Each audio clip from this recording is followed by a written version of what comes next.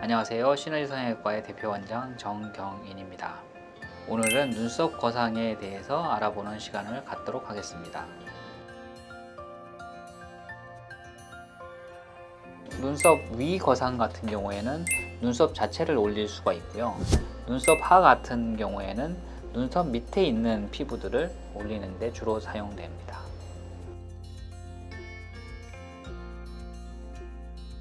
눈썹 하 거상 같은 경우에는 눈썹에 있는 이제 그 털을 이용해서 흉터를 가릴 수 있기 때문에 눈썹 밑에 있는 피부들을 잘라서 올리고, 근육이나 이런 것은 골막 같은데 고정을 해서 더 이상 처지는 걸 막는 방법입니다. 눈썹 상 거상 같은 경우에는 눈썹 위로 절개를 해서 눈썹 자체도 올리고, 그 다음에 눈썹 밑에 있는 여러 조직도 같이 리프팅하는 그런 수술을 말을 합니다. 우선은 20대부터 50대, 60대까지 다 가능하지만 보통은 일반적으로는 이제 피부 처짐이 많이 발생하는 중년, 노년에 많이 사용하게 되고요. 쌍꺼풀 수술을 직접 하게 되면 약간 좀 티가 나고 어색해지는 걸 싫어하시는 분들이 많이 선호하는 수술이기도 합니다.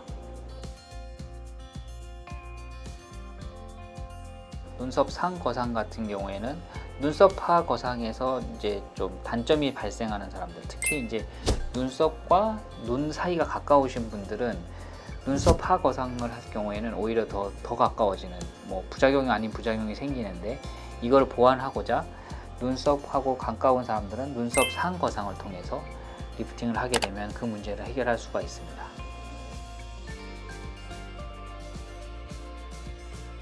실제로 보면은 나이가 많지 않아도 여기가 가깝거나 아니면 처져 있는 사람들, 아니면 특히 동양인들 같은 경우 부어 있는 눈들이 많습니다.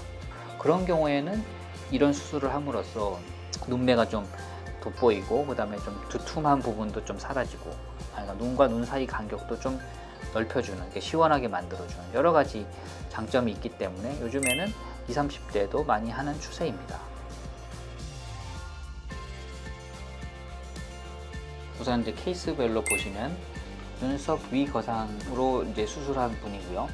이분 같은 경우에는 쌍꺼풀도 거의 지금 이제 덮여 있는 상황이고, 안타깝게도 여기 사이가 좀 좁은 형태였습니다. 그래서 쌍꺼풀도 좀 높여지고, 눈썹과 쌍꺼풀 간의 간격도 좀 넓혀주고, 그 다음에 그 처진 피부도 제거해주는 일석삼조의 효과를 나타낼 수 있고, 진짜 사진을 봐서도 훨씬 더 좀 시원해지고, 그 다음에 좀 눈매가 또렷해진 상황을 보실 수 있습니다.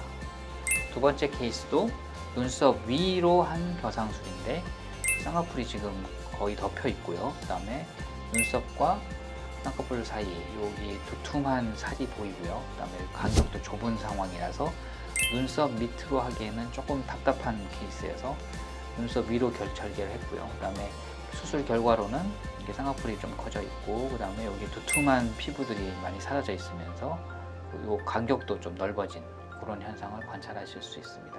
물론 이제 눈썹 상 거상술의 단점은 여기 이제 흉터가 좀 남는 게 단점인데, 지금 이분 같은 경우에는 흉터가 거의 안 보이게 문신하신 케이스입니다.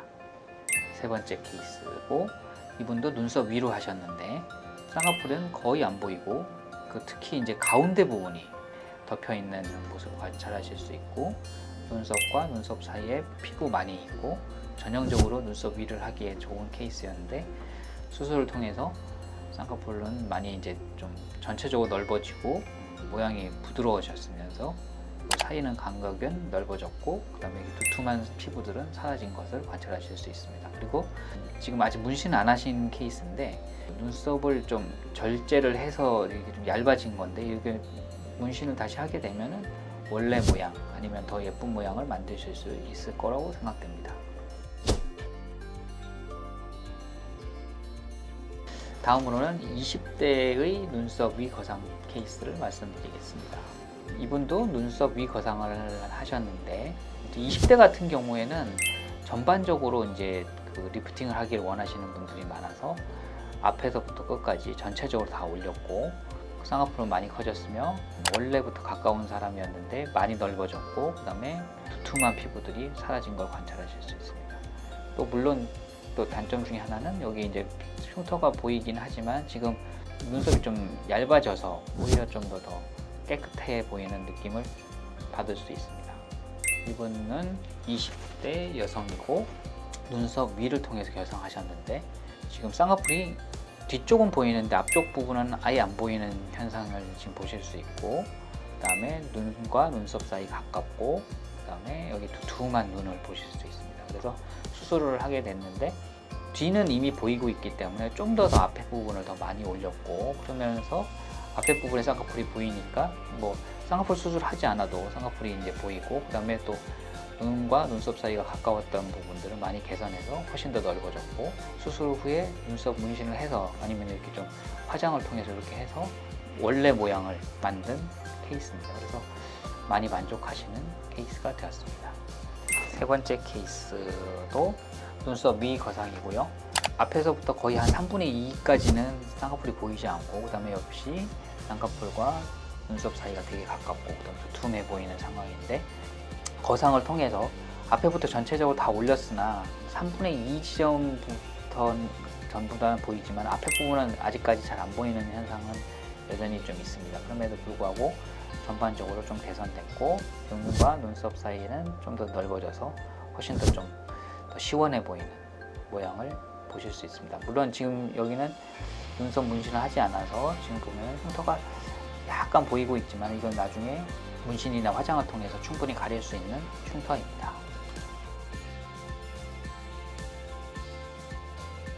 일반적으로는 눈썹 위 거상이 흉터가 좀 나쁜 편인데 최대한 눈썹 털하고 이제 붙여서 절개하기 때문에 흉터가 겹쳐 보이기 때문에 좀 착시 현상으로 좀 적어 보이는 거고 또 하나는 그래도 좀 심한 경우에는 향후에 이제 뭐 화장이든 아니면 반영구 문신을 통해서 거의 가릴 수 있다고 생각이 됩니다.